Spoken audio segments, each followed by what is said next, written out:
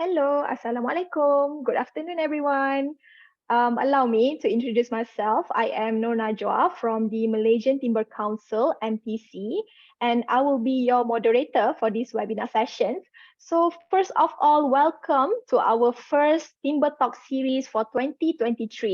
I would like to thank everyone for taking time to join our session today, and I hope that everyone is doing great, especially to our Muslim attendees. Today is our first day of Ramadan and first day of puasa. So I would like to take this opportunity to wish all Muslim attendees selamat berpuasa, selamat menyambut bulan Ramadan. May this holy month bring joy and peace to your life. So before we start this session, I would like to get to know a little bit about our participant today. Let me know inside the chat box, which company are you from? Which organization are you from, or maybe which sectors or designations, occupation, your name, are you a student or are you lecturers, architects, perhaps interior designer, or maybe timber industry members? Let's see. Laila Ahmad, education, lecturer, is it? Okay. Junior interior designer, Jane Lau. Okay. We have interior designer. We have Mr. Nelson from Ching Hin Timber Trading, timber industry. Okay. We have student as well, Hazim, University Technology Sarawak. Okay, put more inside the chat box. Where are you guys come from? Malaysia GBC, Mr. Ng Sehvan. Okay. Institute Sultan Iskandar, architect. Okay, Pamela Chong. Oh, we're architect. We have Samling, CJ Lim. Okay, construction site. Chong Sun Fat. Okay. CTCS, Daniel. Accounting firm, Sid Pakya. Okay. Ryan, Idea Woods, Jayakumar, farmer. Okay. Interesting. Azwan, Quality Assurance Manager, Macquarie Malaysia, Sendiam Berhad. Okay. Waxim Holding Lee HR, student, UTS. Student as Forest Stewardship Council. Okay. UCSI, Built Environment. Team member, okay. Architecture student. Okay, thank you everyone. Thank you so much for all the responses that you put inside the chat box. Okay, it is great to see that we have a diverse audience participation today. We have architects, we have students, we have lecturers as well, the timber industries. Thank you so much for being here today. So now let's start our session, okay? For information, over the past year, MTC has been conducted quarterly Timber Talks webinar. And if you are keen to know more about our previous webinar, you can view it from our YouTube channel called MTC Timber TV. So please do search and also view all of our videos over there. Please also like, share, and subscribe it. And also we have not only Timber Talk webinar, we have also informative videos uploaded there. So before we begin our session, I have a few housekeeping rules. There will be a live feedback polls survey as well for all the participants after this webinar session. So I would be very grateful if you could kindly provide your feedback for us to improve our future events. And also if you have any questions for the presenters, please submit your questions by typing your question inside the Q&A box down there, or you can also use the chat box and I will later address it after the presentation session. And today's session will be recorded and will be put inside our YouTube channel, MTC Timber TV. And if you require any certificate of attendance, please do let me know by reaching out to nornajwa@mtc.com.my. I will later make a necessary arrangement to it. I will also put my email address inside the chat box later. So please do email me if you require any certificate, okay? So now let's proceed with our next agenda of the day. Ladies and gentlemen, without further ado, it is my pleasure to welcome the Malaysia Timber Council CEO, Puan Noraihan Abdul Rahman, to deliver her welcoming remarks. Puan, the floor is yours. Thank you, Najwa. Assalamualaikum and a very good afternoon to everyone. It's my pleasure to welcome you to our first Timber Talk webinar session for the year. And this Timber Talk is one of our programs to provide insights and generate interest among users and specifiers on the use of timber in the built environment. So over the years, we have featured many prominent and leading experts in the building and architectural sectors who have shared interesting case studies and experience working with timber in architecture and then inspired spaces in nature.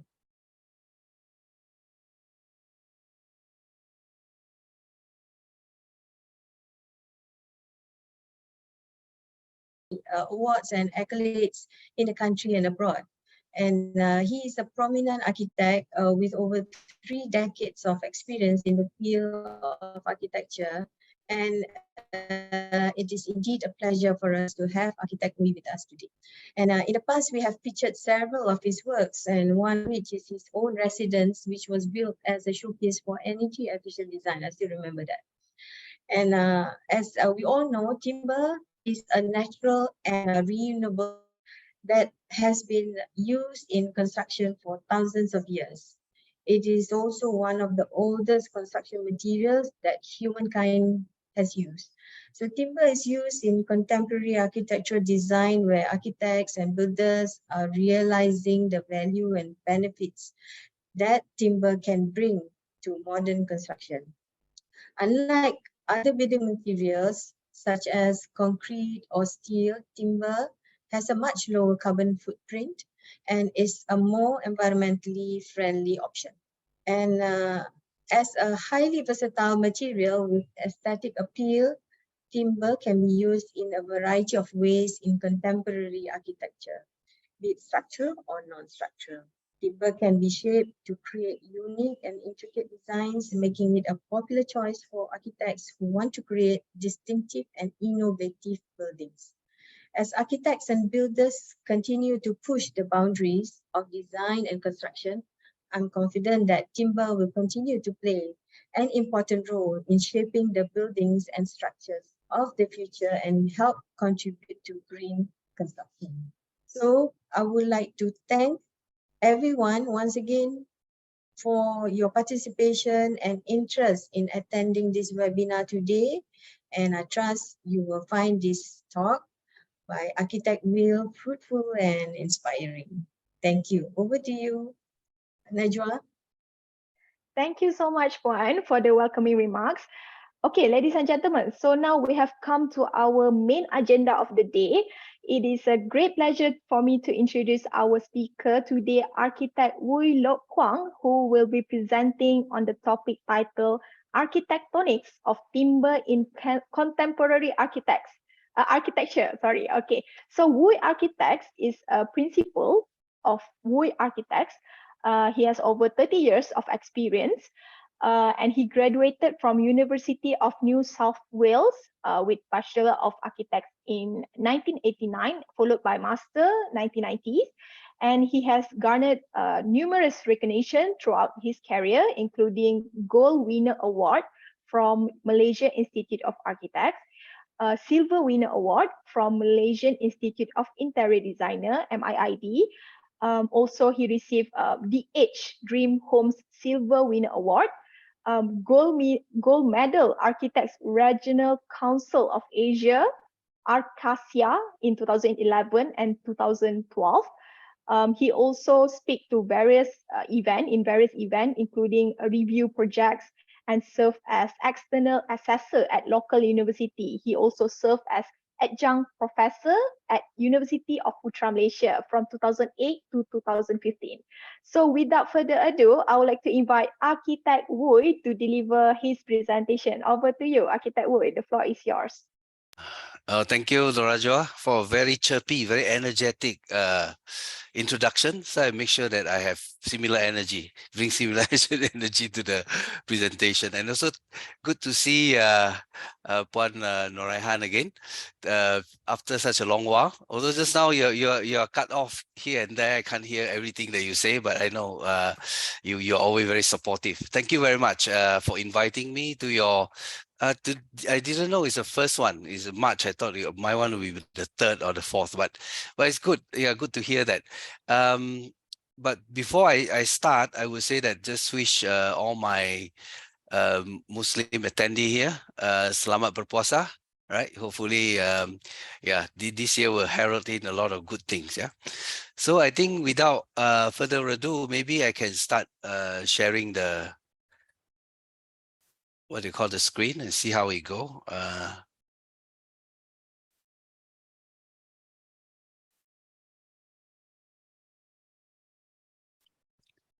Can I'll share the screen.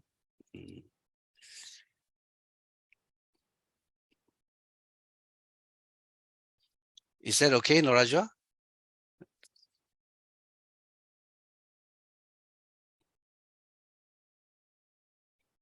Is that good? Yes, everything Can you is good. see? Yeah, All good. right. All right. Okay. First of all, I think the topic of the today's sharing, I find out from Norajwa also about the audience, so that hopefully I address to you, I will tweak my talk more to you. That's why it's called a talk. It's not going to be too regimented. So the word architectonic is relatively new term. It's sort of like basically, I think also in my work, one of my key interests, meaning is how you put a thing together, how you put something together, and in relating to architecture and architects. So and I must say, I think as I've been practicing a long time, and then I'm very actively involved in education and always in touch with the young aspiring architecture student and design student. And my thinking also, I would say, evolve over time. So hopefully during my talk, things that I said, you would just take it with a pinch of salt. Don't trust everything I said. And if you have a chance, come and visit my house and then, look at the thing yourself, right? So, but in any case, I think timber, which I was involved in quite a major way, even when I first come back from Australia, like, since 1991, um, is that I get to actually chair a meeting on behalf of Pertubuhan Architect Malaysia before I setting up my office. And then from there, I learned about timber, and the document still can get it from MTIB. I think it's high time to revise that as well. It's called Specifying Timber for Construction. So for those of you who are interested, you maybe should get a copy. And then I think because we're going to be quite practical about this, that you probably might find it helpful, and then you can see things that maybe should be amended or changed. Take an initiative, and you are always welcome to contact me if you are really interested in the subject. So for me, I think further from the word architectonic, I would say that it is pretty much about making of things. And then then the word architect sometimes, is quite a general term. So, and yet in Malaysia, it's like almost like under an act of parliament. Not everyone can call themselves an architect. They have to go through a few things. So there's the Architect Act in 1967 that actually specifies who are the architects. But what exactly it means traditionally? So I go back and I did a bit of research, but this is definition for quite a long time. But ultimately, it's about a carpenter. And meaning is it, it's the first tecton, that is to say principal carpenter, principal roofer, initial constructor. I mean, how we see how things put together. But what it also implies is that before we put things together in our mind, we already have an image or how we're going to put it together. And then there's certain mediation. I mean, you'll go through a drawing or some sort, right? And then why are we creating things? And then these are a few diagrams that you can say. So basically for human, for us, for ourselves, right? And I use this instead of our regular new metric handbook and Neufert or whatever. This is Malaysian, right? That they use, of course, this measurement never used before, but when I help my father in the Kedai Runcit, I know what it is. We actually use ella, and then you use depa and one hasta. Hasta is like from here to your ankle, what you call your elbow here. It's normally about, very interesting, is about 400 or 450 millimeter, and it's also is your sitting position. So a lot of the time, the measurement in the traditional way, it relate to our human body, and maybe more specifically, majority of the Asian human body, right? So I think this has a lot to do with timber, because timber is, later on I will talk about that, like that it has been around us even in the olden day. Like now, we probably still can get one piece or one piece of this comb. They used wood to fashion it, right? So it's from a small things like that to a big building. You can, you build of wood. And then of course, jengkal, jari or whatever. And then the other one, you can see the tool that we are doing it, what do you call, to fashion the joint and things like that, right? So essentially, I think we are dealing with technology. And a lot of the time, even the word technology is like we take it for granted. We just say that, something is high tech, the iPhone become thinner and thinner, can get a better camera with 3i or whatever.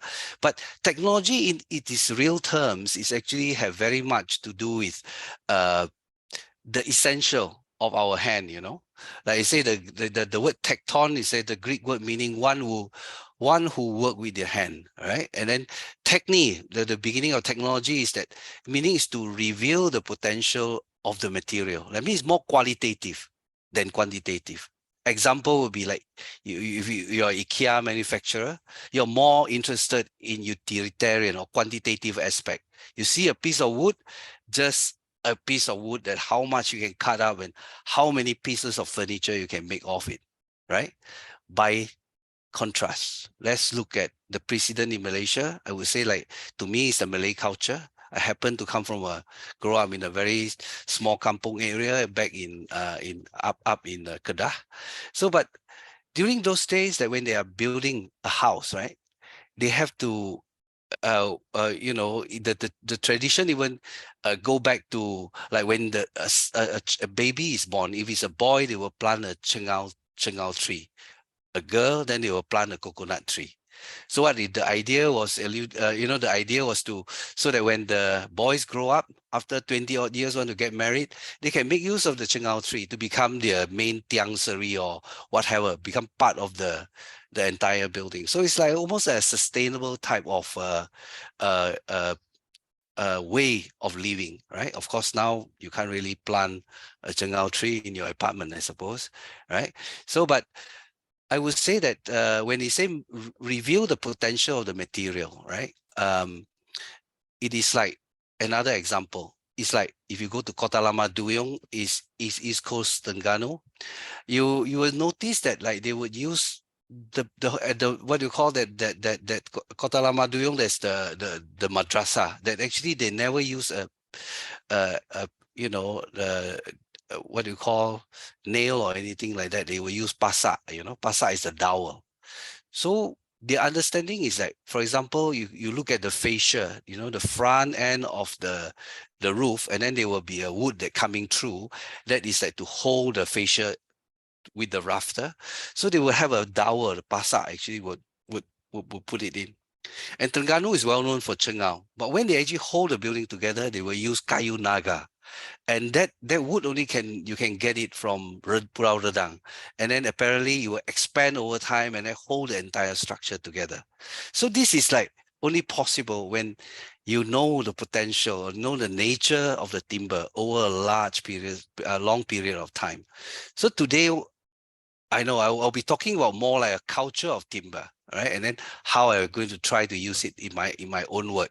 Like for this, is like, that's why the Malay word ramu, they have a process of meramu to find. I mean, you foraging. I think the loosely translated in English, probably foraging. Like normally ramuan is for cooking, isn't it? Like you almost like you want to find the right material appropriate to build your own, not only for your food, but also to build your own abode or your house, right? So I think that is, to me, is a real technology. It's not about quantitative, but it's about qualitative, how you understand the timber, right? So the last one is that also relating to the same word, is called poiesis. And then this is where I think the role of architect or designer is very important, right?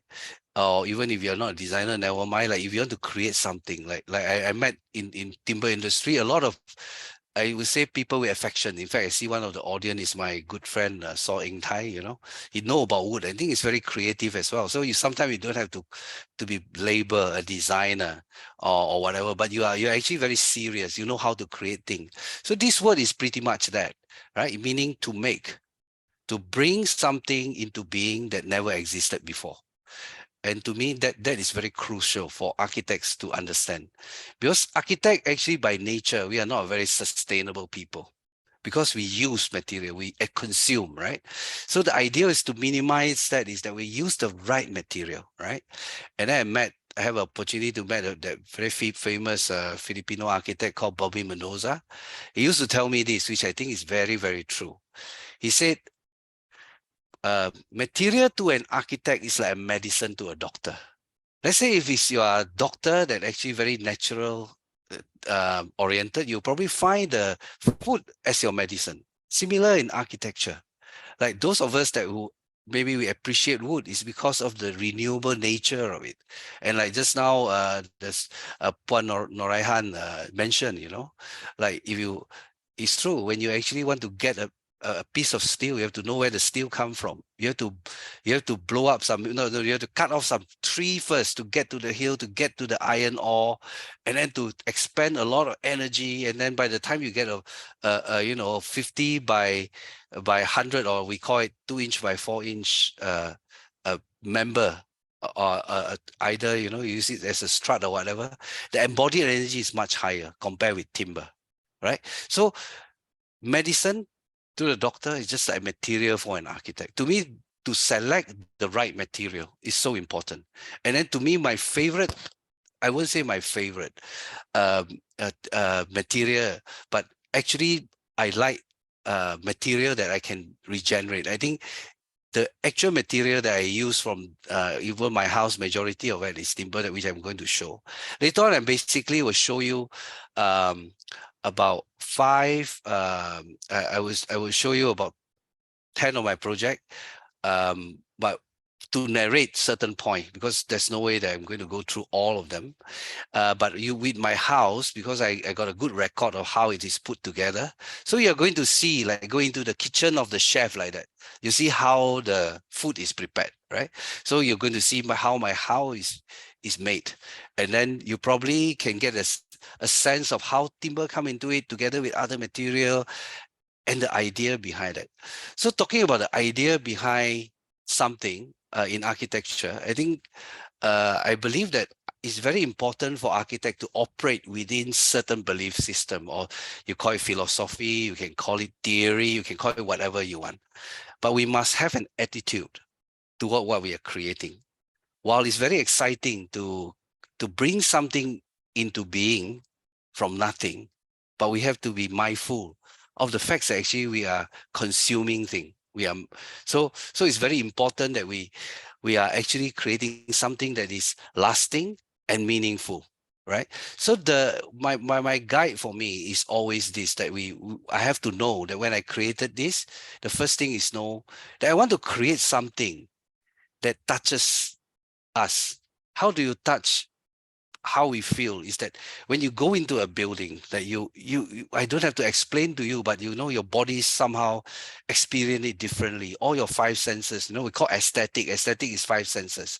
Like your eyes start to reach out, and then you see the wind that coming through, the breeze that coming through it'll go through your skin, the sense of touch, and then the material that you use, that it get this holistic type of experience that I think would get you to feel differently. And then the way I would measure it is that how much the building slow me down. For example, you go into a building that actually you want to stay there for a long time, and then you have that sense of serenity.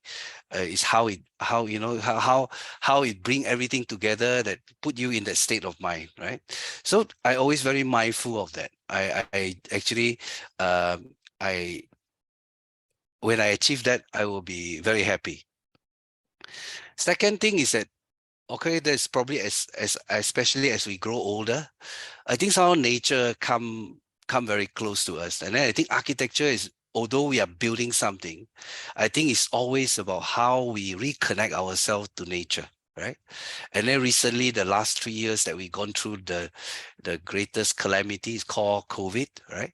So what COVID actually tell us, I mean, what it tells me is that you must have a space that actually naturally lit.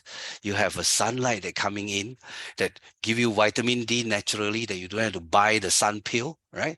And then you have the UV light that will kill. Apparently, that will kill all the viruses, right? Including COVID also will not survive well on the, in that sort of environment. Is that when you're in the aircon room, you think they're so clean, but actually the IAQ or internet air quality is actually 5 times, right? And have a small window that you can shut down or whatever. But you think you are safe, but actually in that sort of enclosed environment, right? It's actually more not not good for our well-being. And I would say that also the other thing is that to recognize, to actually embrace rather, right, where we are and who we are. When a house, I think it speaks to you or it touches you, is that when you're staying in the space and whatever the rhythm of the day, whether it's overcast, it's rain, the sun come out, like now this few days quite hot, your skin start to react to it. And when you're in the house, you experience all that. Like when suddenly a cloud flew past, you actually can experience that. I think it is about that, right? And then in our climate, yeah, we need aircon sometime, whatever, but actually the heat doesn't get us so much. Then actually it get us less than actually humidity. So the airflow, the ventilation, I think are very important in conversation, in the conversation of like a making of a building in the equatorial or tropic like our country. And the last part is that I think there's probably it's my personal thing. Like a lot of people think that you cannot achieve anymore, everything commercial or whatever. I don't give into that. And hopefully my work does show, right, this aspect. I believe that it's every work in architecture should be an endeavor in art. And how you define that, I know there are many definitions, but my definition is that it introduced a new way of experiencing life. What do I mean by that? Like if you come into a building, right, again, like you are actually experiencing something new, like it haven't been done before. It's the same thing. The climate never changed, but somehow the experience of the space, right, and get you to relate to your environment in a different way. So that will be the main mission statement, if you like, in the way I have been practicing 30 years. I think if I have the time, I was still practicing it for the next 30, right? But the idea was that this is a driving force behind things that I do. Now, I come from Kedah, and this one is actually, I get it translated from olden day. We just use slide. In my 3rd year, I did a study of Madrasah to Janggut when I was in Sydney. Because when you're away from your country, I think we tend to look at our own country in a different way. And it's in Langgar somewhere, but that represent me, very interesting is the Balai Nobat is a very unconventional Malay house. It's Madrasah to Janggut. But basically, I think all this come about also to me is a basic architectural consideration. They have to respond to something. Like this particular one is a site and orientation of the building. If you go there, even today, the way it's sited by the river, because river is the main transport system then. And then he's a very influential scholar. So a lot of people from even Indonesia and things like that, they will build pondok surrounding this and learning from him, right? But so his siting of the building and the idea, the orientation and things like that, to how it you know, to Qiblat and all that is important, right? And then the other aspect is the enclosure in relation to human needs. I know this picture is not really a good picture. It is after all, it's actually translated from the slide, but basically it is very open down below, right? It's more like in our climate, we probably want just a roof, and we don't want the wall actually, right? We want air to move right through. And the other thing is that also some of us who believe in feng shui and things like that, right? But to me, I prefer to refer to this sun chart, right? Like people from China, for example, right? With the China tradition in Malaysia also, they said, oh, your house should face south, right? They have back to the north, but facing the south. But that's quite different, right? When you're in from Australia, you want to back to the south facing the north. Why? Because China is in northern hemisphere. During winter, you want the sun, you have to face south. And the opposite is for the Australian, right? So what happened in Malaysia? This is the sun chart. We actually have it from 6 months south, 6 months north. So in fact, to me, we have the best of the both world in a way, right? And this is an old passage that I would say that also become the basis of what I do, right? And this is written by a old poet in a scholar as well back in Tang Dynasty about 1,300 years ago in Tang Dynasty. His name is Po Chui. Like if you read carefully, he said, I put my door on the north side, right, to let the cool breeze coming in, and so to fence off the oppressive heat. Made the southern laughter higher to admit sunlight, right? So 1,300 years ago, he know the principle. Because he's in China, he need the southern sun. So he raised his rafter to allow the sun to come in. So with this basic orientation and things like that, to me, it make our architecture more honest. Like we don't, it become a basis of like how we make things, right? Rather than some fanciful theory or how the thing look or the form or what have you. Form are important, but like in this particular case that you can see how it is done even 1,300 years ago is that the contact with nature is much more closer. They know that the sun from the south. And then they say the beam are trimmed and left unpainted, the wall unplastered, and given only a fine coat of white. What it means is that it's almost like olden day, if in our architectural term called wabi-sabi or brutalism. In fact, during those times, there are a lot of Japanese Tang Dynasty, the Japanese go to China. Eventually, I think they went back and then it become wabi-sabi. I won't be surprised because his text is a lot I've translated into Japanese. In any case, the other thing that I want to talk about is where I'm coming from. I think it also influenced what I do, right? The red marking the house where I stay, right? I'm in Tanah Merah, Pendang, at the back there, Gua Kepayang. If you all happen to be there, it's good. Later, let me know. And all around me is paddy field, right? We don't go to Sunway Lagoon to have our recreation. To me, is when last time they used to burn the paddy field, it become a large area where we flying kite. You can run because it's a plateau, right? So that's why when you reach Kedah, the plateau will just slow you down. It's really a great place. And when they start to semai, they put the water in there and what have you. You have that's where we catch our fighting fish. So in a nutshell, is that we are very much with nature, right? So those are the things that I always in my psyche, whatever I create, I would always have that at the back of my mind, right? So at that time, everything is built of timber.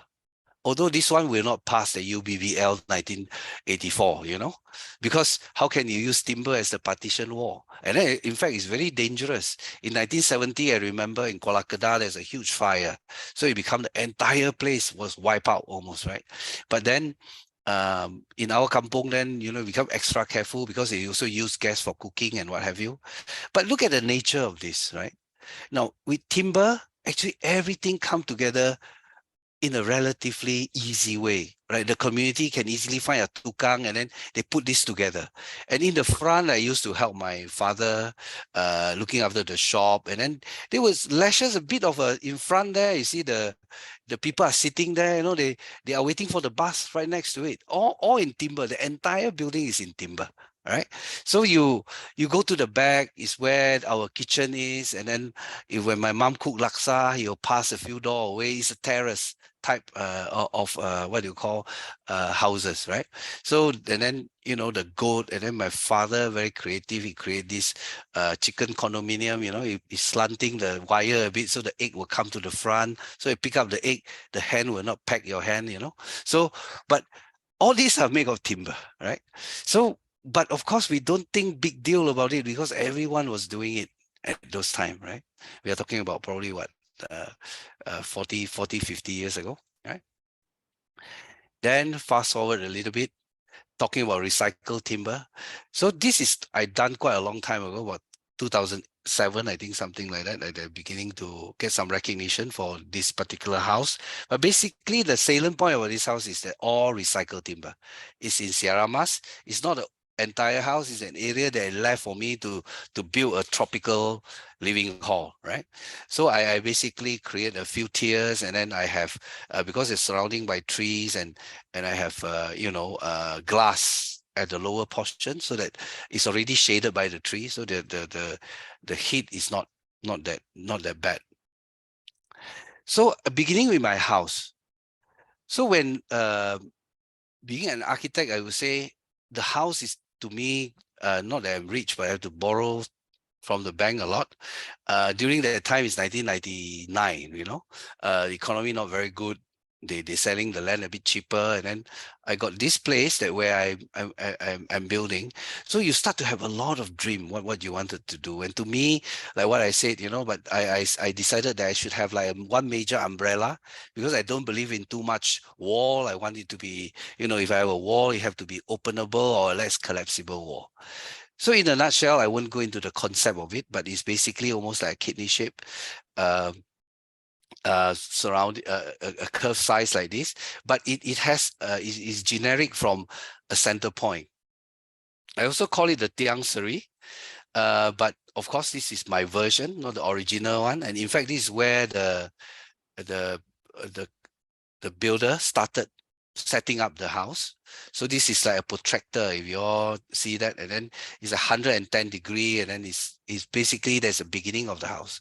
So it's similar to Tiang Seri in a way. The Tiang Seri is in the house, in the traditional Malay house, it's erected. It's the first tiang that's erected. So this is some progress picture, and I use brick, and then you notice that actually timber work as like a scaffolding. It's like a important actor. It start to come in to guide thing, right? Like even my column that I want to build, right? So we cover it up, but to build like what I build is a bit difficult because I set myself my own challenge. I use a common brick. I need a very large mortar joint to take care of the irregular shape or whatever. So I have to use timber, and this timber are mixed. We call the chapmok or mixed hardwood, Meranti or whatever they mix, but they act as a guide. So the use of timber, this is not tectonic. This is like scaffolding, like the beginning of timber, but it shows the versatility of timber on site. Then when I build up, the first thing that I quickly want to build up is my first floor. So I make it into like almost like my wood workshop, the timber workshop. And people will come in, start to build whatever I need to build. And then the timber in my house is used in many components. There's another versatile nature, right? And I use many different species. A lesser species during those times is still quite cheap, but now it's getting more expensive. It's dark red Meranti, right? I use it for my door.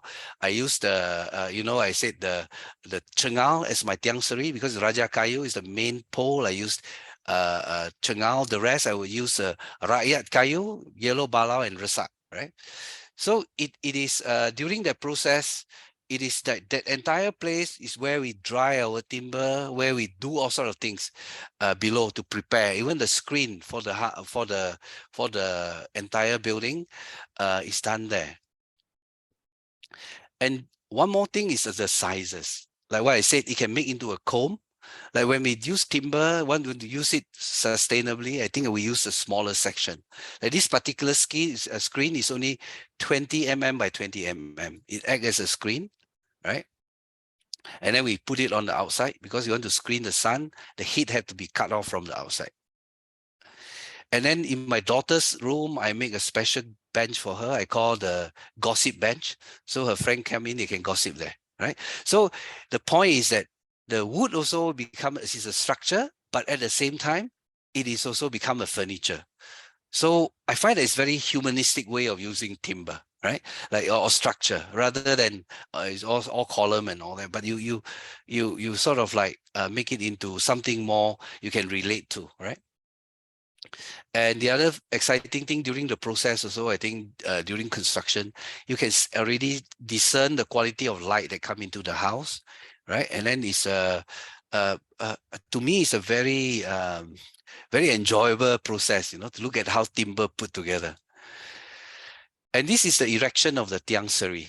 My tiang seri is quite an adventure because it's actually, if you all study a bit of history in architecture, you know, the beginning of architecture always in the Western sense is actually from Parthenon. And Parthenon is built, the column, they have this visual correction thing, they call the entasis or something like that.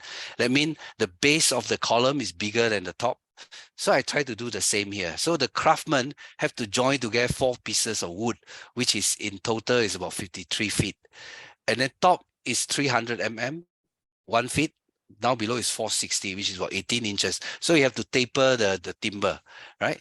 So of course, when it came to install, I never know Chengal is so heavy. And then he is actually standing there at the edge there.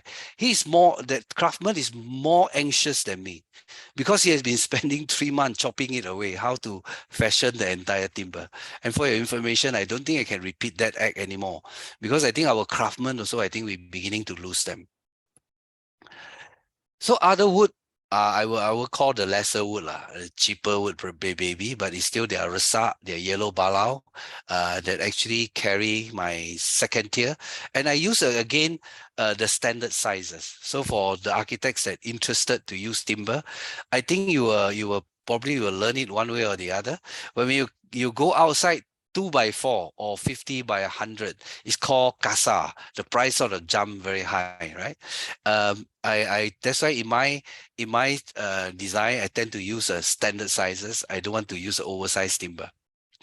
Try to minimize, except maybe for the tiang seri. And this is how they are put together. And because I will experiment with a bit of a curve, so I actually use a different roof at that time. It's called a zinc titanium, which I become another of my favorite material that I use. So I think at that time, AutoCAD is still very new, right? You don't have BIM at that time. So I have to use a longhand way, right? And I find that digital, and for the student as well, for the people who practice, I find that it helps me because I can tell the contractor exactly how long to order the timber. What it means is that we minimize the wastage of material on site. And this is again how it come up, and all these are timber, like these are strutting out also a bit bigger size. This is a Yakasa. This is a bit more expensive, but I use yellow balau, and now it's still holding up very well. What do you call this coming Mid-Autumn Festival, I'll be staying in my house for about 20 years. So it is a testament for a lot of people who think that timber is a temporary material. No, it is not. But of course, you don't need my house to prove it. You go to Losong Haji Su, a lot of houses are, like even Kota Lama Duyong is way over. They outlive a lot of concrete houses or brick houses that in the neighborhood, right? So these are some progress picture, and these are how they raise the zinc titanium. The beautiful part about that is because zinc titanium is very light, and of course with the roof of this geometry, I can't use tiles. You'll be like cutting the tiles like crazy, right? So my ceiling, they put it on top. This is we have to do it very fast because in case it rain or something like that. This ceiling is actually the resak. Resak got a lot of subspecies, but for these purposes, I don't really care. I allow them to have a gap in between, right? And then quickly I put on a layer of water seal. It's called bituminous felt. But it's you know that once I put it there, pretty much the roof can function as the waterproof roof already. Then the zinc titanium go up, and when they take off the cover, this is how the roof look like. And if you come here today, it pretty much looks still the same. So that's why I think sometimes you invest in something that is right, use the right material, it pay back. Another thing is about the detailing, like the architectonic, if you like, or the, oops, I think, all right, is that you have, you know, you go through a bit of a thought, because I don't want to use big wood, so I use a smaller wood. And then for staircase, I find that functionally is a very ideal place in our tropical climate to allow the air to move right through, right? So I want to fashion it or detail it in such a way that the air move right through. And in some part, like on the right hand side, the screen is 24/7, it don't even have a window, right? And then I know a lot of you would ask, what about the mosquito coming in or whatever? My house is visited by a lot of students overseas and locally mainly, but a lot from overseas as well. But when they go in there, they don't get bitten by the mosquito because the air move. That's my theory, right? But if you go outside where my bamboos are, where the pocket of air not moving, yes, you have that. So I think my point is be brave to you know, to design, and then allow the, you know, the air to move right through your building. My jacuzzi, similar idea, different concept. And this is a roof.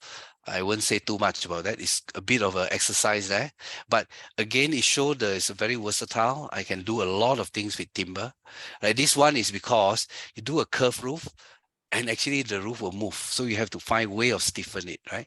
But the curve also helped me to stiffen the roof. And then with timber, right, compared with steel, I think I find that I love steel as well, but not in the way that I love timber, because they're very versatile. I can try with it, and then it doesn't need a lot of people to carry it up. You don't need crane very often, right? In fact, only one time I need is for the tiang seri, right? So it is it's from a large scale to smaller scale. Is actually very what do you call workable. And then this is the in fact a bit look like the old Chinese shop houses door, but it's of course the exaggerated version. Is about 11.5 feet tall, and I use resak, and it does move. You can see the gap there, but I don't mind it because I find that that's the beautiful part about timber as well. Now I'll just add one piece there just to become almost like a feature for the front. And other secondary roof, and then you can see that now the components is door. You can use wood to do door as well, right? And now this detail that I came out for this house has been, I use it, and then with some modification for other house as well, but it's getting more and more expensive. So I thought that, you know, those days when I use Meranti like that is much more affordable. And this one is completed. I think I might be over time. I have to speed up a bit, but yeah, this is how it looked like. This is from the garden at the back. And then another time, Lee resident, the salient point is only that for my other houses, this one I use Chengal as a screen. It's like you know, they have a bedroom here. They can open this grill here, and then straight away they can jump in the pool from the bedroom. So, but this one, what I'm trying to show is that when they are facing the different way, the screen facing west, it is a very convenient way to cut the sunlight using a very simple timber screen. And this house is actually, we call it Mani Delta. It's in PJ. The important point about this house, is the point I want to bring out about this house is that, okay, the layout is actually pretty much like what you see here. It's pretty much, it's the courtyard at the center and a series of pavilion.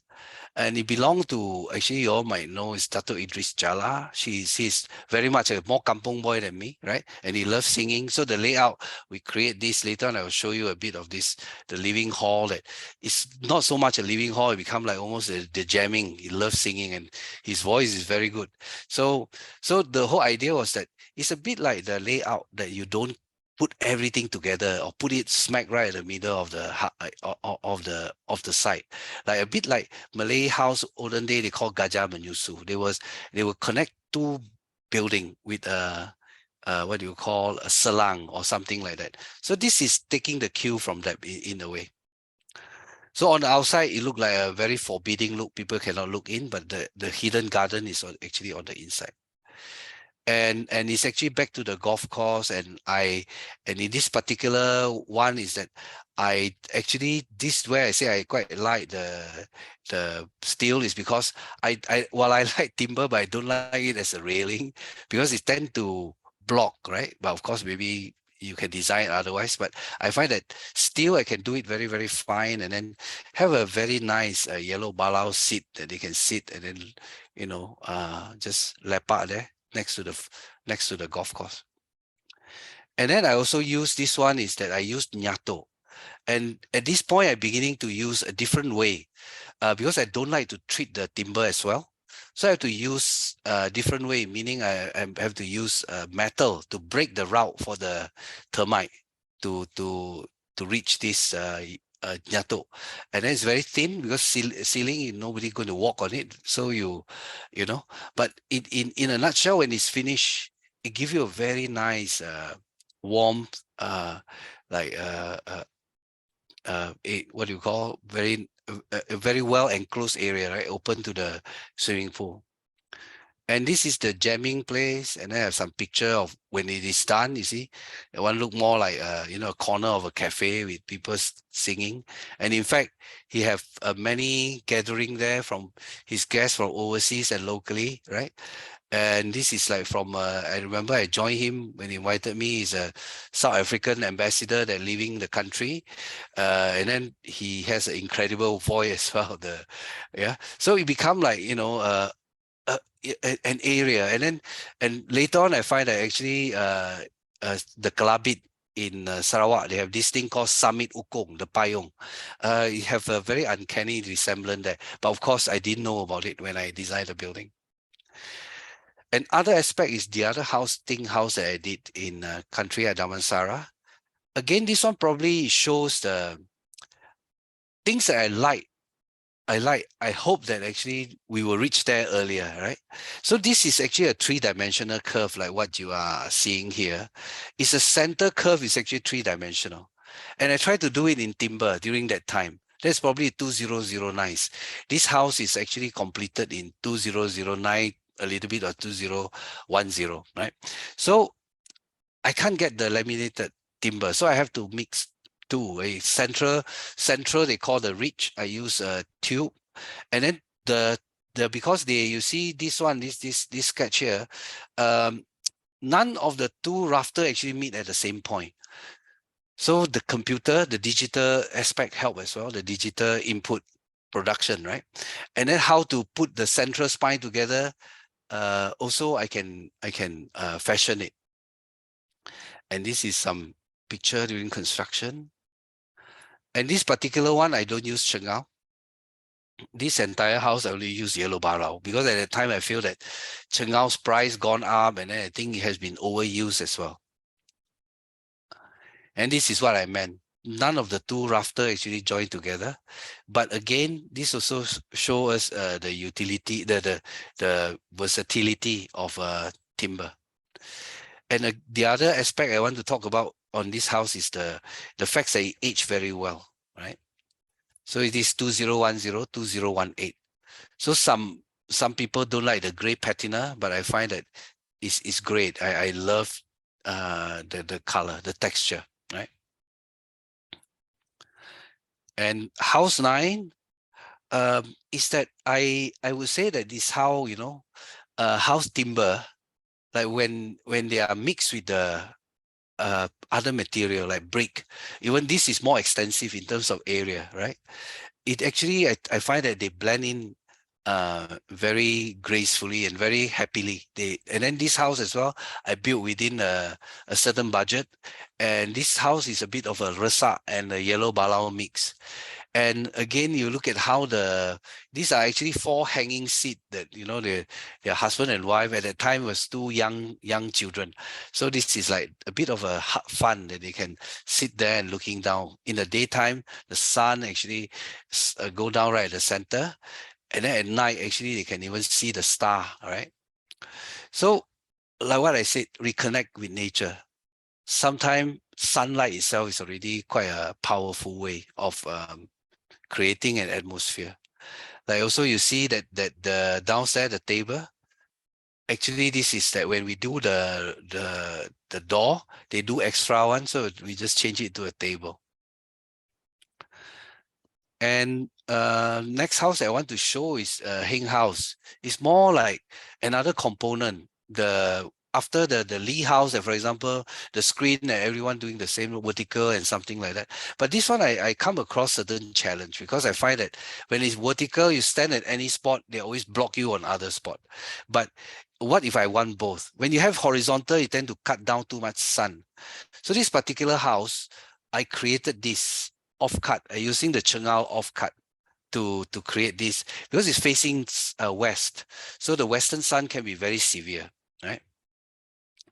So I experiment with a few sketches and how the thing worked together, and then I simplify it finally with this, and then we built some mock-up using wood to build it up, and then see how the thing would look, and then how it would feel. And it's not a simple cross thing. It's actually sort of like missing each other, the grid. And at the end of the day, it worked quite well. Like from the outside, it gives you the privacy. You don't see in, right? But from the inside, you can look out very well. It doesn't cut down, the view. You have the privacy from below, but that's because the advantage of the fact that it's higher than the road, right? And again, it's all open. And then I create like an air, what you call, not say air well, the air slit on top to drive the hot air rise. When the hot air rises, I create a draft within the house. And even you notice that even the door, when you close it, you can always have a louver, glass louver open.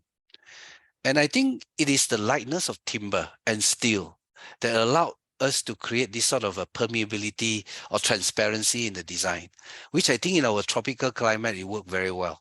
Especially you have a courtyard and then you keep the body of the building a bit narrower.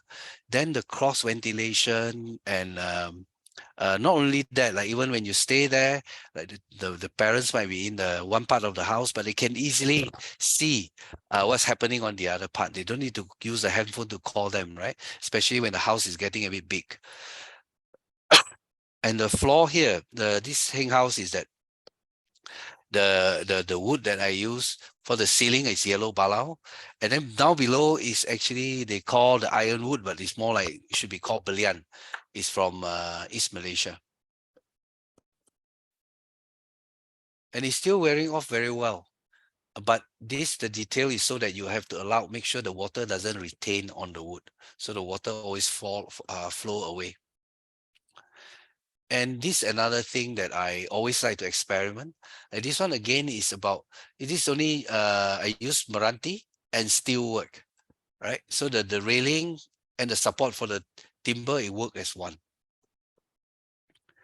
And after I built a Heng house, she get me to build another house right next door. But this is more like for the relative to come over, and then it's more like a function area. So I tell him that, and then he need to park some cars. So I said, why don't we elevated it? And then we create something almost like paying a homage to, the glass house by Miss Wendy Rower and all that. Except this is tropic. This is a breathing house. It's not really a glass house. So the way I do it is very simple. The entire thing is steel, right? But the floor I use a very thick merbau to create the lightness is one thing, and then when you step on it, it's very, very comfortable. And then the rest, a lot of area are all perforated. Like even the screen that I do, this is steel, but it's make sure that it is actually just give them a bit of privacy. but it still maintain a certain lightness and of the space. And here you can see the people know where they choose to sit, you know. So they actually sit in an area where it's actually the floor is actually like this metal grate, and then where they sit, I put the merbau, so that this so-called like a corridor like that is actually become a area where people can sit on both sides and having hang out when they have a function or something like that.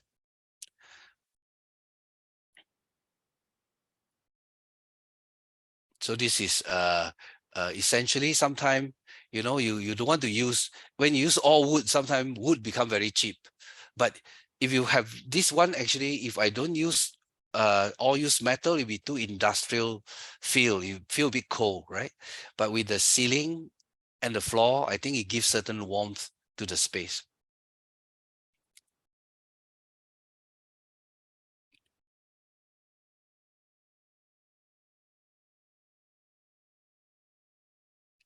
So this is more recent house, right? In Spute Heights. And what I did was, this house take a long time to approve because I challenge a bit of the authority, right? They want us, normally a house like this, they want us to cut the hill. I say, no, I don't want to terrace the hill. I will build something very narrow in the front, and I'll create a bridge, because at the time the house was actually situated where when it's elevated, it's actually about 20 meters away from the higher than the road, but it relate to the green at the back. And then it's for a traveler, a world traveler. They are very simple couple in a way, but they are also very adventurous. They went to, and then the husband is the one who discovers Sipadan actually. And then they dive, they go high, they go to Mount Everest, they go to all sort of places. So they want a place that is actually very natural. And then he's also a very committed person in the urban farming. So that pool is not a swimming pool. It's actually a natural pond where he keep his gala, his perch, his umbrau, right? So it's like harvesting that, and then the feces of the fish will go and grow his green and things like that. So, but he's quite an unusual couple with an adult son. So my intention was to create a high platform at that level for the main living area, and then don't touch the hill. But eventually the leftover of the hill, he make it into a urban, urban hydroponic garden. So the layout is actually pretty simple, but the key point about the use of timber here was that I use it very sparingly, right? I when I use concrete, I'll just bare it. I don't do anything. Even the floor for other part are all concrete floor, which is polished concrete floor, not even terrazzo, right? But I want to create an area where they can feel, the warmth of the space. So only this part here, the front there, that I make into timber. Basically, it's lined with timber, floor, merbau, ceiling, and also the wall will be in yellow balau. Right, I'll show you. And what I like about this is the robustness. The robustness of the concrete is actually sort of, I try to refine it so that the edge of my concrete also is only about 60 mm. So to have the similar thing is actually the wood, to actually blend in with the wood edge at the top there. So it looked more refined, not heavy, and we set it back because it's so high up. So we set it back so it doesn't impact on the road too much. So instead of the 20 feet setback, the real front is 40 feet setback. So it's also a collapsible house. Like this canvas that you see, it can be drawn, right? So like he swim with his fish as well. Like you can swim underneath through to the underneath that main hall that I said built of wood one, yeah, on top, right? So this is how it looked, right? When it's basically captured, it framed the view of the city, right? So this is a morning shot that he sent me sometime, just quite recently actually, and then you can see the fog and things like that. It's quite unreal in a way. So when the view to the back is actually see the garden and the green reserve. So wood, somehow I think if I were to use this all in concrete, I think the feel will be very, very different, right? So again, you can see of course, it's a drone view.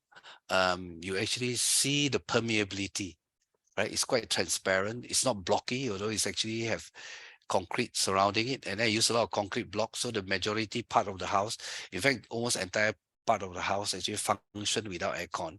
Of course, on top there is aircon at the time that when you need it, right? Like these few days, definitely you need because it's so hot in KL.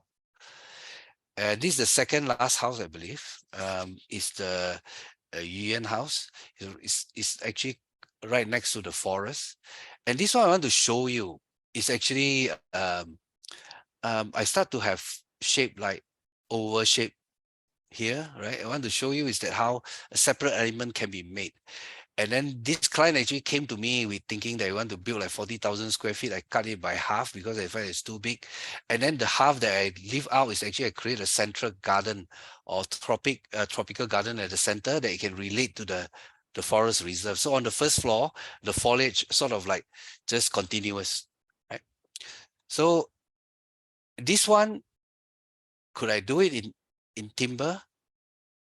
Actually, it's because I find that the timber that we cannot really get a good source these days. Like if I were to use Chengal and things like the cost become even more expensive than the steel, right? But nevertheless, it is when it comes to the ceiling to this thing, I still feel that I need to create a warmth. I still need that.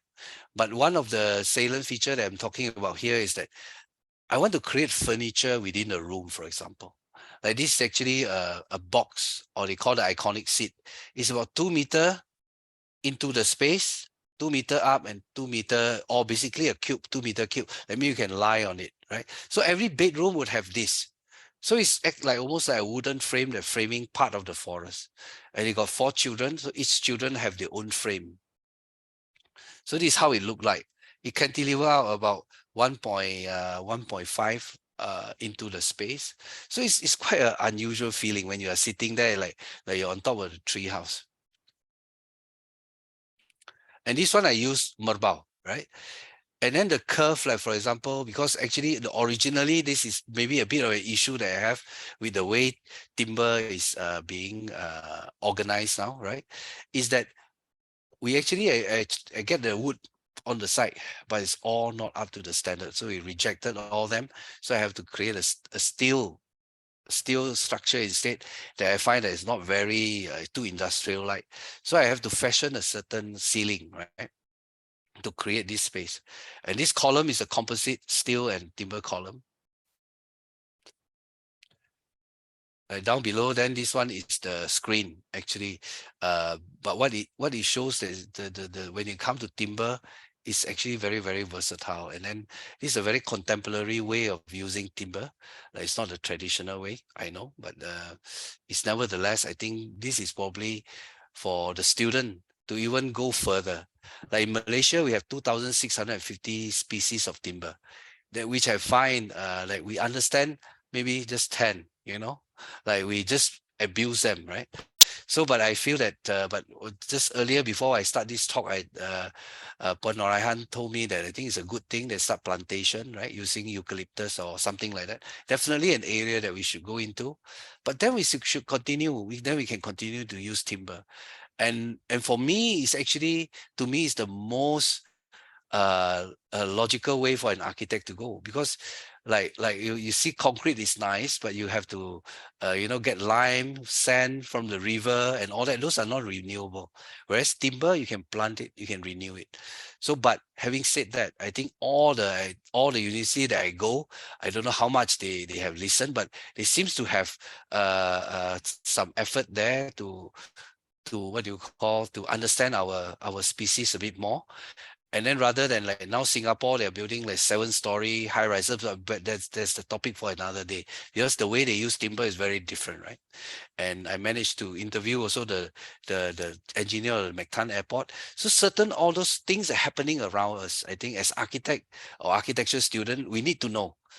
And then I don't know how to do that. Last time we used to have a timber interest group, and maybe we should collaborate a bit more and then see what we can do, right? And then I think that is what I interests me now, right?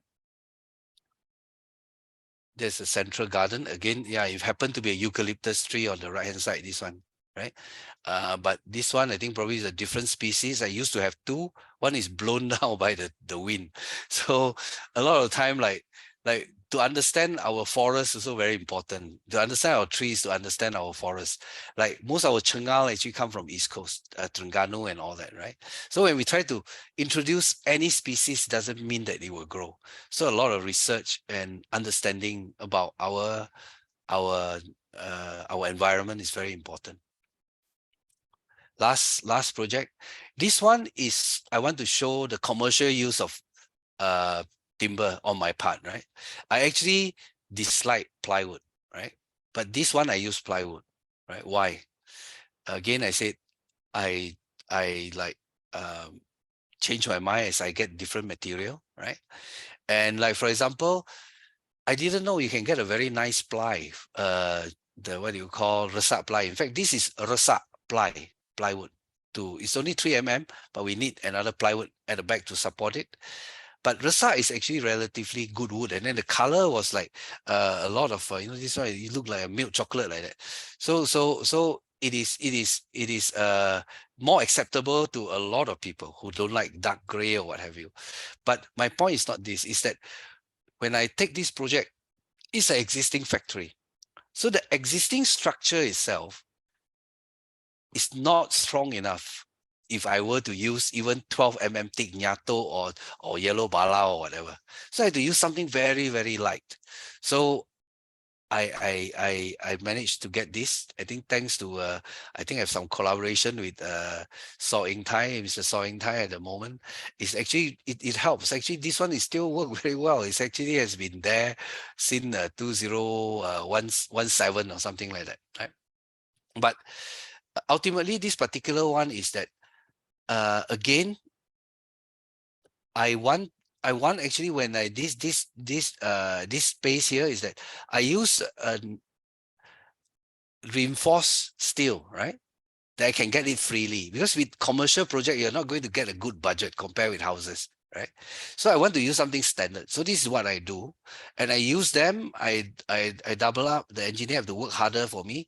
Then we create these steps that going left and right for people to go up. But the main user for this place are the young student, normally primary, even a Tadika student to come and visit, like it's a visitor center for Barrel Chocolate. So I need some sunscreen. Of course, I cannot use the Chengal or yellow bala. I use this one I use Meranti. And again, I only use a BRC.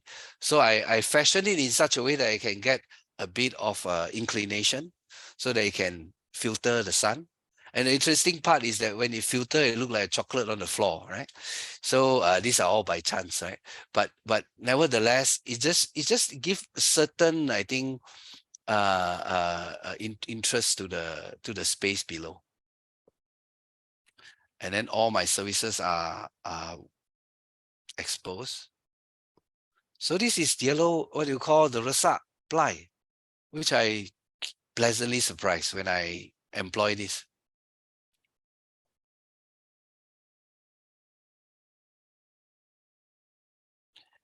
And I think it blends very well with the brick as well. So the children seems to enjoy it. Even I cut the slit on top, right, to let a bit of sun to come in, and then the children can play shadow play. And then I purposely open peek hole because there are many group coming in. You have to preoccupy them with something to do so they can peek into the area before they get to the tour upstairs, that they can look down on the process. Oops. So this one, you see, I also created a latch, and I also curved the latch so that they will not jump the place for too long, so let other people have a chance. So that will be my last slide, right? So I think I'll probably leave it at that. I will continue to have fun as an architect. So hopefully all the students and the architects in the audience would be that too, right? Still have the passion.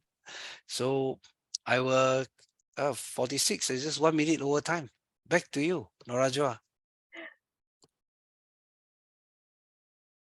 Okay, thank you so much, Architect Wooi, for that very insightful presentation. It is always a pleasure to see all your works, and you are truly a great supporter of using timber in your projects. So now let us proceed with the Q&A session. Just a reminder, if you have any question, please type in your questions inside the Q&A box down there. We will get through as many questions as possible. And don't be shy, just type in all the questions. And now let's see. We have received quite a few questions here. From John Ting, he asked, apologies, did we hear correctly that the Chinese face their main door towards the north? Shouldn't it be towards the south so they do not get chilled by the cold wind? One of the questions. Oh, one of the questions. Okay, if you read just now the write up, right? It's actually he leave the rafter towards the north, right? To allow the air to go right through. Sorry, he let let me see whether I can go back to the listing. No, they have to face south. John is right. It's face south. If I say north, it will be wrong. I'm comparing it with Australia. Australia is the reverse, because when you're in the northern hemisphere, your sun would come from the south. So for the what do you call, for the Chinese China is on the northern hemisphere. It definitely will be from the south. The sun is from the south. Yeah, let's see this one. I think John is talking about this one.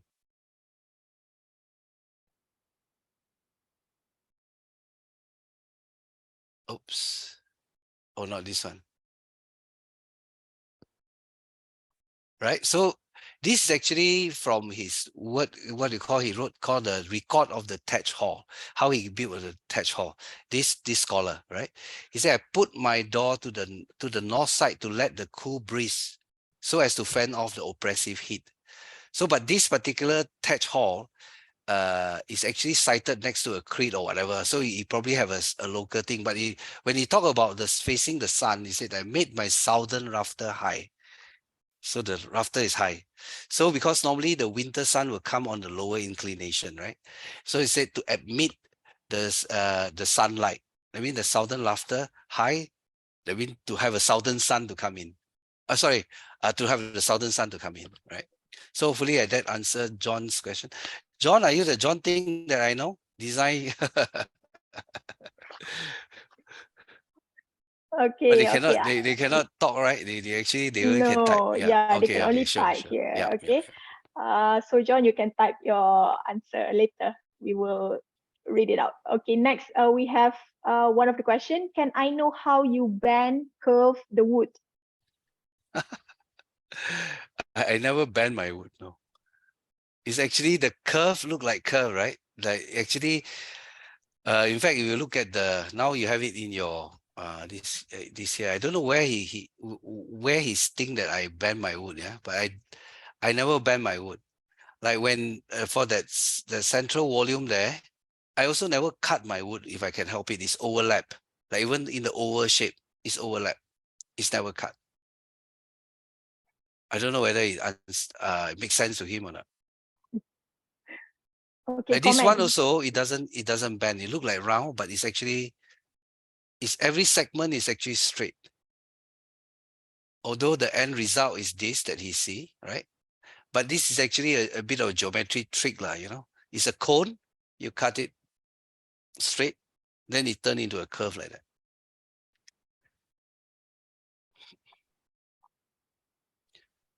Okay, Norajo, I don't know whether I answer Because him. that person is being anonymous, so I also not Mr. sure who is Anonymous, that. yeah. Yeah. Or Miss Okay. Anonymous. Okay, so we go to the next question. From Jaya Kumar, thank you so much for the presentation and beautiful pictures of your home, architect Wooi. So I surprised to hear that timber structure can outlive brick structure in Malaysia.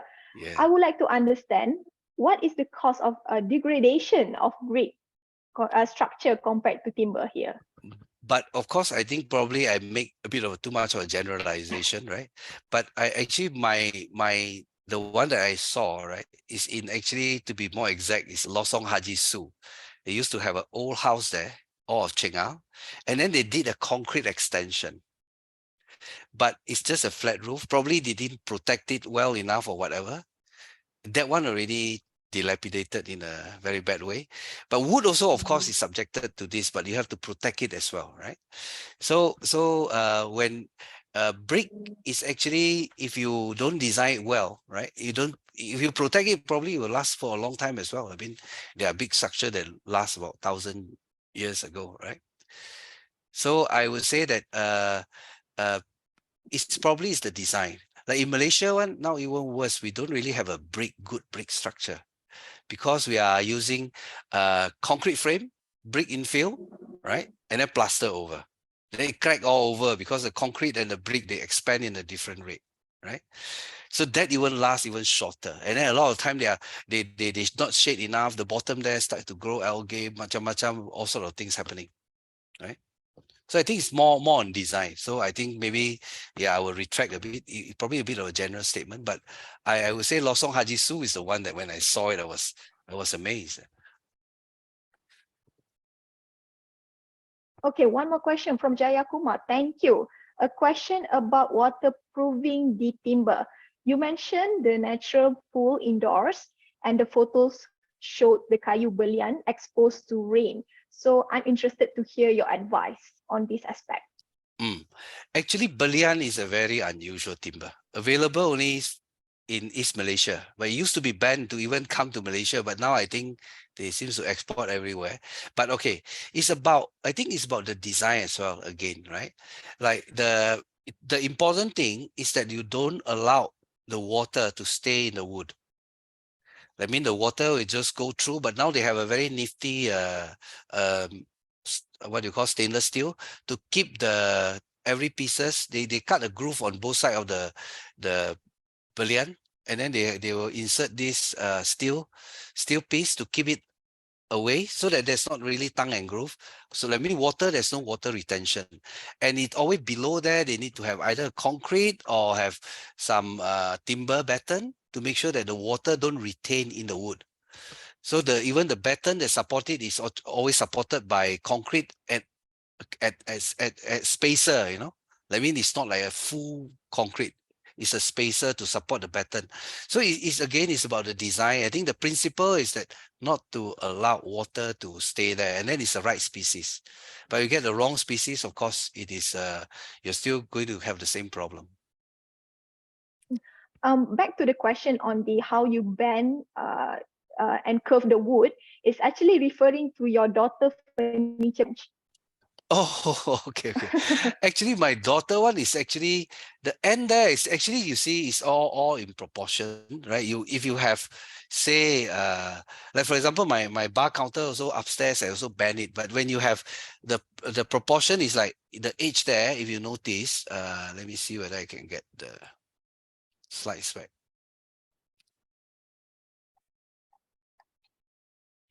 Yeah, the end there, this one is probably only, I would say, only about probably 18 mm thick by it's like one third type of a proportion. You can bend it easily, no problem. The last piece, right? He's talking about probably this piece here, but the rest are all straight. Hope that answer the questions. Okay, from Charmaine Chi, thanks for sharing Architect Wooi, absolutely stunning structures.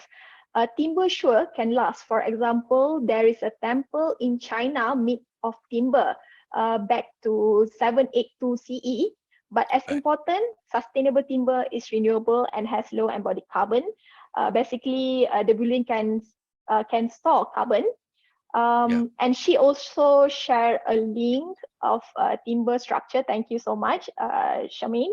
Really beautiful timber structure there.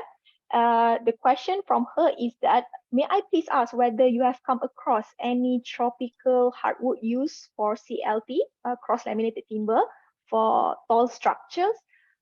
These days called pliers, cripers. CLT I have, right? I have, but I think it's probably dismantled already. That's in frame. But I mean, in my opinion, I think probably they use it wrongly. It's like glue the thing, it doesn't last very, very well. That's in frame. Like the one that did very well is, in fact, is the Moss design in 1976. Right, you can see it's almost like a pitch structure there. I think it's probably the oldest building structure, but there's glue lamp. They are using tropical hardwood or not, I'm not very sure. But when you talk about CLT and glue lamp, this is where I think which definitely is another topic that we need to go into, because generally, like in the Mactan Airport, that that give rise to a lot of these Singaporean so-called high-rise 7-story building that built now. They're only using the lamina. The lamina is actually a very soft wood, and in fact, hardwood, this I don't know. Some people say it would delam and what have you, but when the softwood, they will use the pine wood, they call larch, LARCH, and or spruce, right? Like pine, right? So they never treat it. They never treat that. So they actually use other way to protect it against termite. They just break it with some steel footing to spring off the wood or what have you. So it's other way of doing that.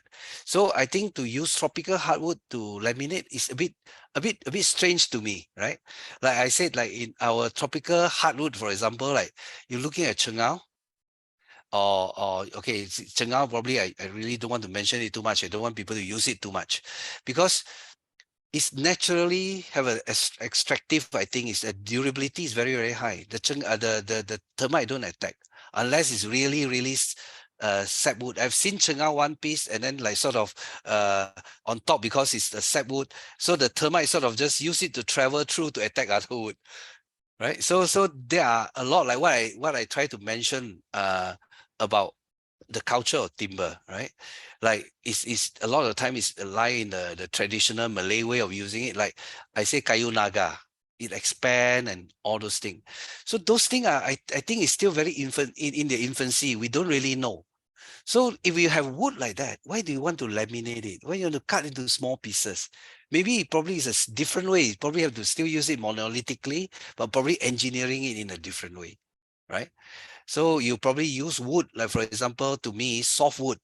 It makes sense to use those high-rise building and lamina and things like that. I spoke to the engineer from Austria, they're the fabricator for this Mactan Airport. And what they say is totally makes sense to me. Fast-growing tree, but don't use the hardwood, in my view, right? I stand to be corrected if those people have better data. Okay. Next question from Ryan Yap. He asks how you prevent your wood from termite if we are not using chengal, and do your wood material be treated by kiln drying? Kiln dry is not a treatment. Kiln dry basically just to dry the wood, right? But he sort of help because why termite attack the wood? It's not that they have want to revenge or anything like that, but they basically it's their food nutrient, right?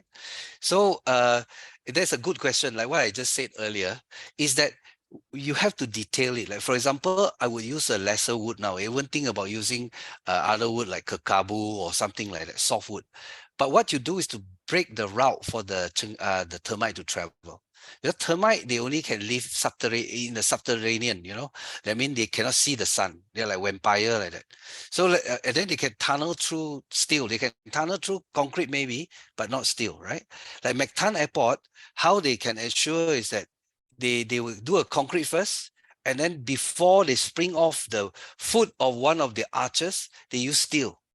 So there's no way for the termite to go and attack the timber, although it's not treated, right? So it's by design, right? So I would say if you don't use chengal or anything like that, that's what you do. You have to definitely marry it with steel somehow, right? Like in Australia, when we train, like in a very basic construction, they will have a brick footing on top. They call the end cap. ANT end cap is basically like a very thin metal plate like that, just to cover it so that the termite cannot go up, right?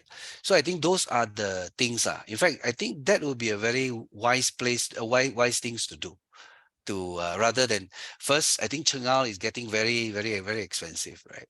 So definitely you want to use design to overcome the termite issue. Is that Okay. there's only one question, right, from Ryan? Yes, from Ryan, only one question. Next from Mr. Abbas Baharin. what Right. factors should be considered when selecting timber for a specific project? I think that's quite a general question, but I would say, in my view, in fact, it might not be so general. So I think it's a good question, probably. Like when I came back, like 1991 in Malaysia, right? I was working with Jimmy Lim, right? And at that time, when we Jimmy Lim is use wood as well, right? Um, it's actually that time a lot of timber scientific names called Argatis or Dama minyak, right? So everyone is using it, right? But today you don't get it anymore. And then there are some issue with it or what have you and things like that. Maybe we should have a general list of inventory, right? Like keep moving one, right? And then it's good for the supplier as well. Those people want to sell wood, maybe go to this website. Maybe we can start some sort of apps like that, right? So you know whatever the available in the inventory, then you go and buy. Because to specify wood to use is a bit tough, right? But there are certain general one, like merbau seems to be always available, right?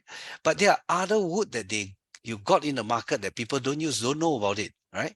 And then wood that I quite interested now is like Surian Batu, Masawa, but I want to know what is available. So when you are specifying timber, I would say, of course, the usage, like if you use of structure, maybe you still have to, if you want to, use chengao, you can use chengao or what have you. But specifying wood, you have to think about what is the usage, right?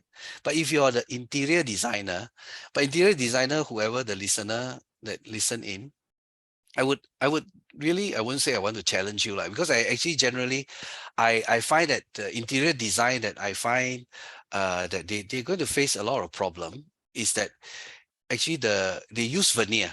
First, it's look fake, you use for mica, whatever, it look fake like crazy, so it doesn't really, it's like, okay, this is old fashioned thought. It's like lack of honesty in structure, right?